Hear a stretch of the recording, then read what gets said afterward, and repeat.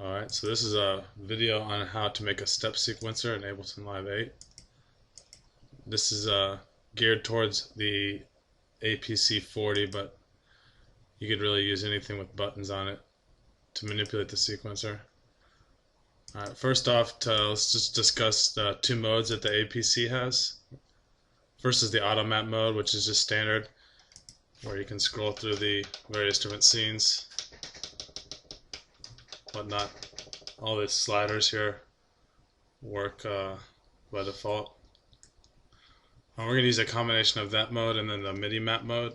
So if you get here in the MIDI area, normally if you want to just have an auto map, you would have all this turned off, the input on the all of these rather. But if we want to map it with the standard MIDI values, we're going to make sure that the remote is on the input and output, and the output mainly so we can get feedback to the lights. So we do that, and now we can map the various buttons and whatnot. We're not going to map all of them, only a very select few, and that's just to control the sequencer. So to make the step sequencer, we'll need one MIDI track. In that MIDI track, we'll put a MIDI effect rack. Okay, so in the MIDI effect rack here, if you click that second little circle there, we get the chains, or we can add the chains. You really don't need the macros. So we right click or control click on a Mac, create chain. We're basically going to make one chain for every drum sound that we want to sequence. I'm only going to be doing bass drum, snare, closed hat, and open hat, because I only want to use these 4 rows. I want to use the clip stop row, because I don't really use that a lot. And then the activator row, which turns the audio on and off for the track.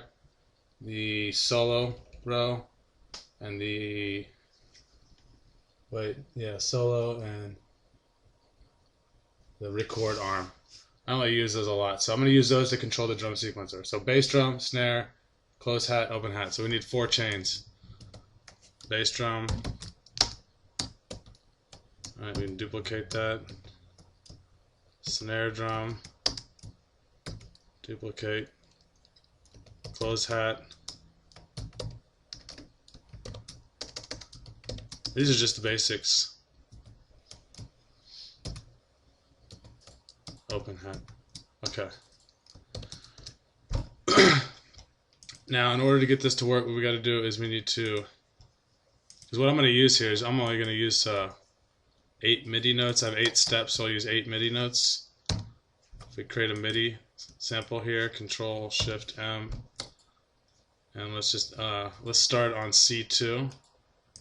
Let's add 8 notes. What's my tempo here?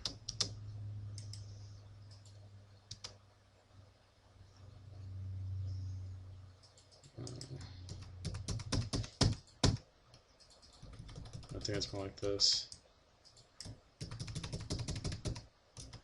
It should be 8 notes.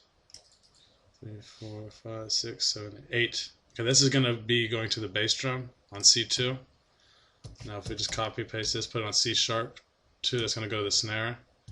Copy paste that, put it on D natural, that'll be a closed hat, and then D sharp open hat. Alright, so don't worry about that yet. Just keep in mind that these note values, C, C sharp, D, and D sharp, will be our way of organizing what note goes where. So first, let's go ahead and in these chains, let's line that up with those notes that we just did. So if we select all these, we don't need a full range. All we need is just 1 note per chain, and of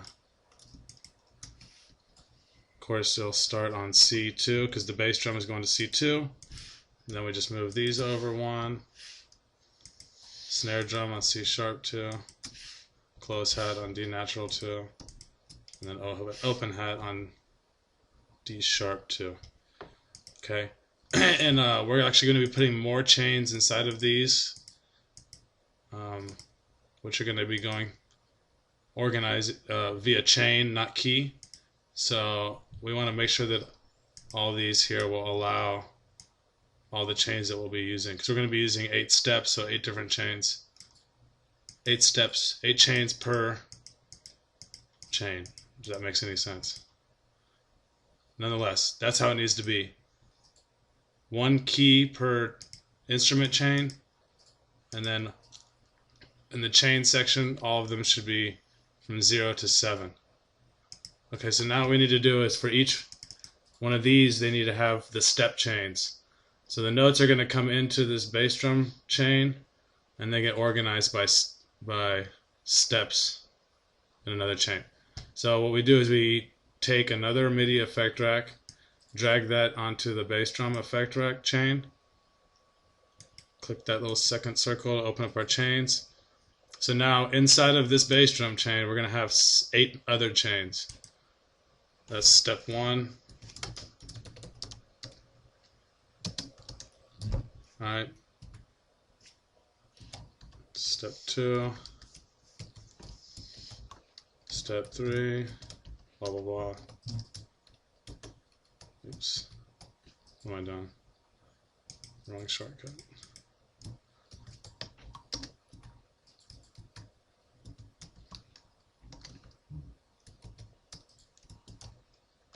Okay.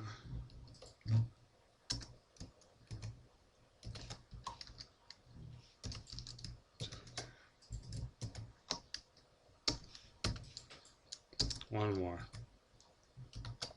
Okay. Alright. So now for these chains, of course, we need to organize just the same. Well, similarly.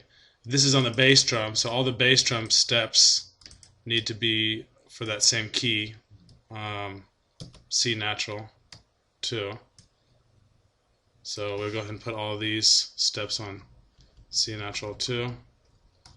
Okay, but now here in the chain, what we're going to do is for each step, we're going to send it to a different chain. So step 1 on 0, step 2, 1. Just keep going like this. It should look like steps. Alright. Okay. Alright, so now the 8 chains within the bass drum chain are all on C natural 2, and they were going from 0 to 7 in the chain area. Okay, now what we need to do is copy this MIDI effect track and put it on the snare drum chain, put it on the closed hat chain, and then put it on the open hat chain. Alright, so now each one of these chains has the same 8-step chain MIDI effect rack. But we need to change the note values on the other two to correspond with the note values that we're using in the sequence. So bass drum, of course, remains on C2. Snare drum, we need to move over 1 to C sharp 2. Closed hat, D natural 2. Open hat, D sharp 2. Okay. So now we need to organize the MIDI note, the MIDI clip rather, to send data the same way. So what we do is go over here to the envelope editor, click that little E circle. Alright, what we need to do is for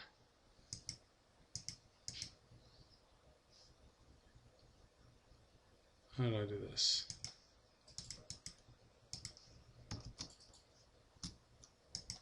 I should rename these.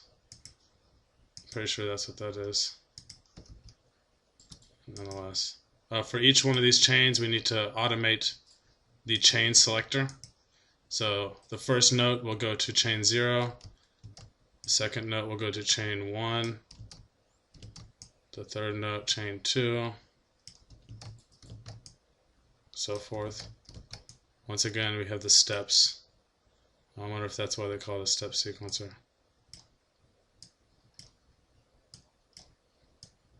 5, 6, 7. Okay. So now, when this MIDI sequence is played, the first note will go to step 0, second note step 2, 1, so on and so forth. And we need to duplicate this